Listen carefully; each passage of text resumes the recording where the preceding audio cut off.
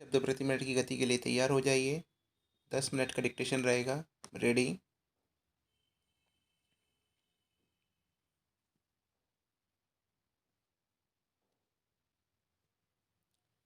हमारा यह पक्का विश्वास है कि सामाजिक न्याय न केवल आर्थिक विकास के साथ साथ चलता है, बल्कि लगातार और व्यवस्थित विकास के लिए अनिवार्य भी है। प्रोफेसर मधोक ने, जो जनसंघ के दार्शनिक हैं, यह सोचा कि बजट में बहुत ज़्यादा राजनीति है, लेकिन संगठन कांग्रेस के उनके एक वरिष्ठ साथी की आलोचना का आधार यह प्रतीत हुआ कि इसमें नई राजनीति का अंश बहुत कम है। उन्होंने मुझे उखाड़ पछाड़ का करता बताया। मैं इस आरोप पर टिप्पणी नहीं करूंगी। माननीय सदस्य ने इसका समुचित उत्तर दे दिया है। उन्होंने प्रजा समाजवादी दल में प्रवेश किया। मेरा विश्वास है कि बजट को केवल जमा खर्च का लेखा पत्र नहीं होना चाहिए।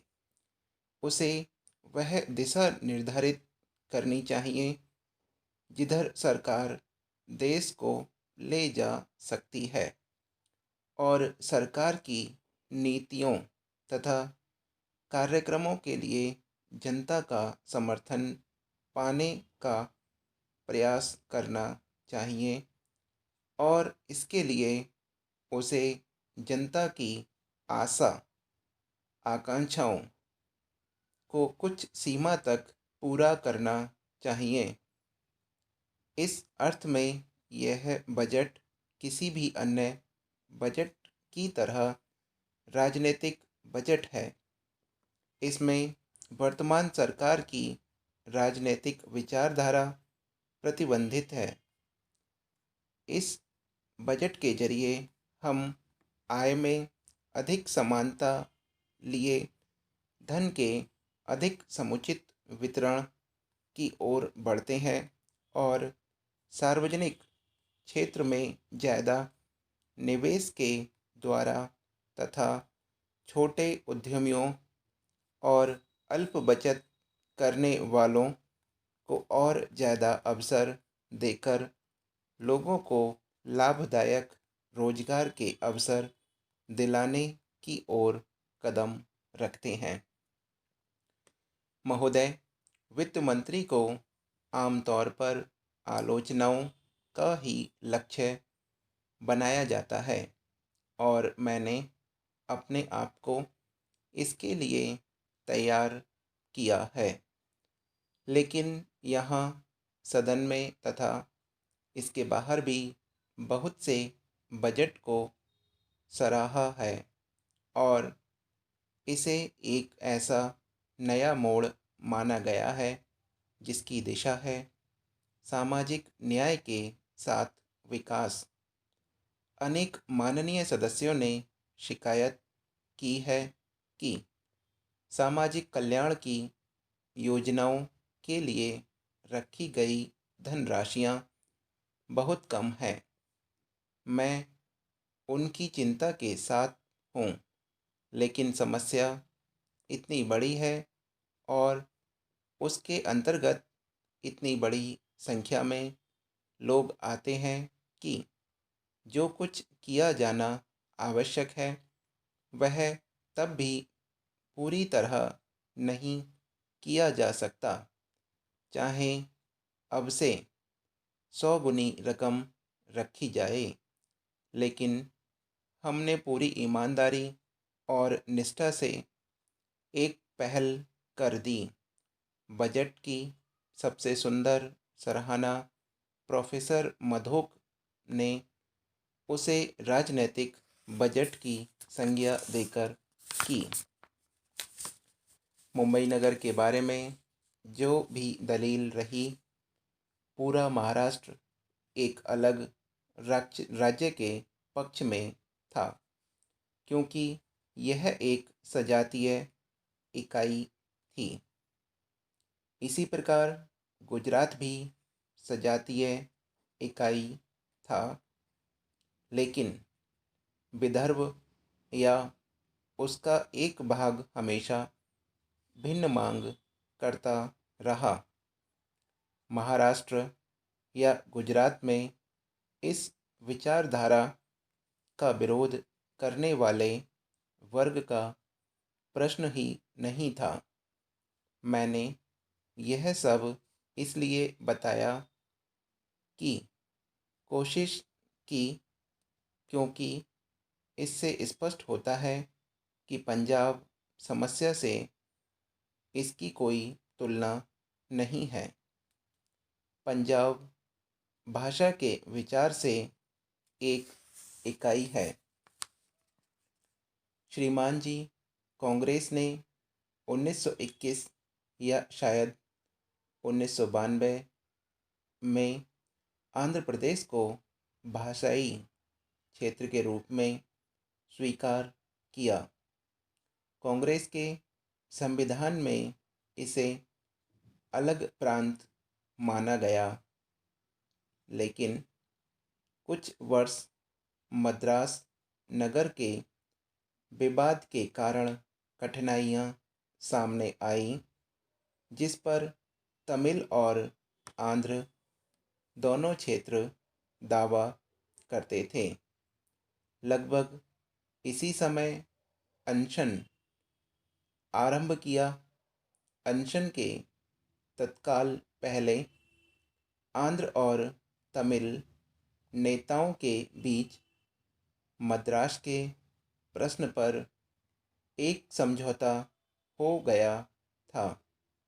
समझौते का ब्यौरा तैयार किया जा रहा था जब अनशन शुरू हुआ। महाराष्ट्र और गुजरात के इस प्रश्न पर विचार कीजिए जिसका उल्लेख किया गया है। मैं सदन को याद दिलाना चाहूँगा कि हमने एक विधेयक का मसौदा तैयार किया था, जिसमें कहा गया था कि महाराष्ट्र, गुजरात और मुंबई नगर के 3 राज्य होने चाहिए। यह हमारा निर्णय था। सरकार ने यह विधेयक पेश भी किया था। इस सदन के बहुत से सदस्य इससे खुश नहीं थे। बिल्कुल अंतिम समय पर मुझे एक ज्ञापन दिया गया जिसमें मेरे विचार से इस सदन के 272 सदस्यों के हस्ताक्षर थे। इनमें गुजराती, महाराष्ट्री और दूसरे भी शामिल थे। मेरे विचार से साम्यवादी दल को छोड़कर सदन के प्रत्येक वर्ग ने इस पर हस्ताक्षर किए थे। यह काफ़ी बड़ी संख्या थी। जब मुझे ज्ञापन मिला तो मैं उलझन में पड़ गया, क्योंकि हम पहले ही विधेयक प्रस्तुत कर चुके थे।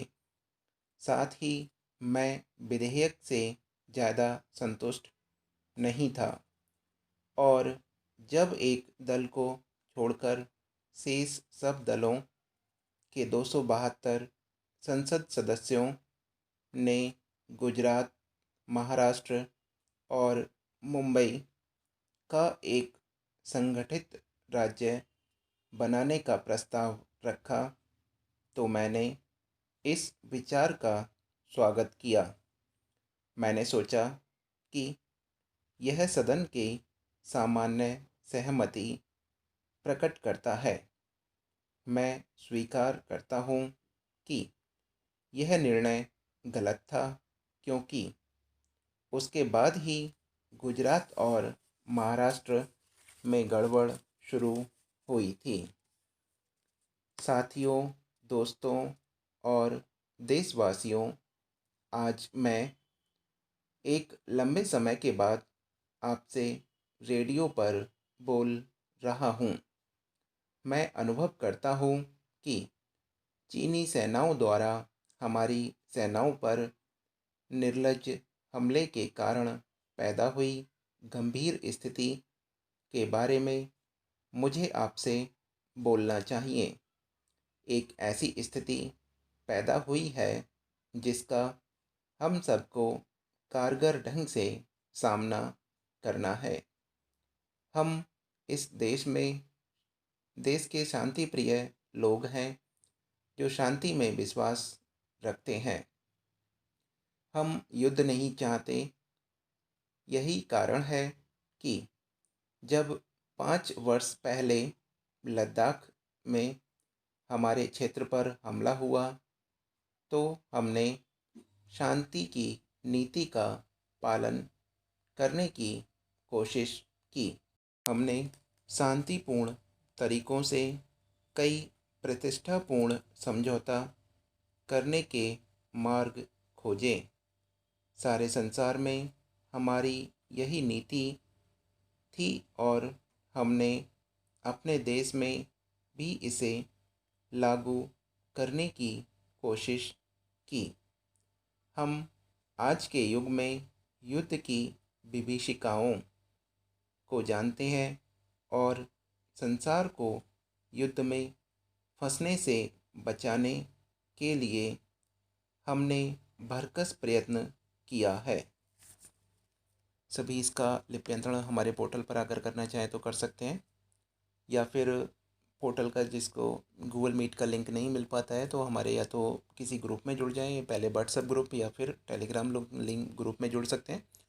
उसके पश्चात आपको लिंक प्रतिदिन मिलता रहेगा नियमित समय से, जो कि फ्री ऑफ कॉस्ट है। आप आके ग्रुप में पढ़ना चाहते हैं पढ़ सकते हैं अपनी इच्छा से,